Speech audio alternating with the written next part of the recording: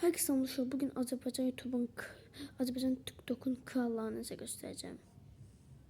Bakın. Birincisi budur. Bakın. Şöyle bakın kanal kral videolarına bak. Mehtamca açıq eləyir. Qıdağa, para, pisiyor, sıkıntı, harika.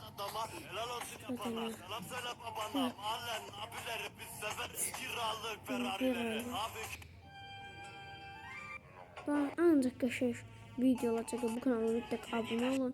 Hər gün bu kanalda bir dənə şifafi sürəydə paylaşacaq. Adı Kadabra mahnısı da və başqa da. Amma indi gəlin bir dənə kral tapmışıq. Da bu kral.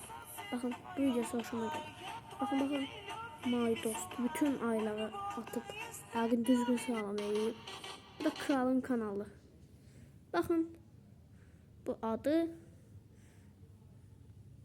bu kanal profili, bu da bak toplama binen takipçi, izleyici. Bu da videolarımızı açıq edeyim.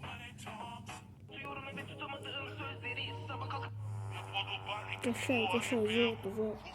Like da zordu. Özü də. Qəşəng zordu. Bugün də bu qədər 2 dənə kralı sizə danışdım bugün. Bu qədər sağ olun. YouTube kanalıma abunə olun. Salamlar uşaqlar.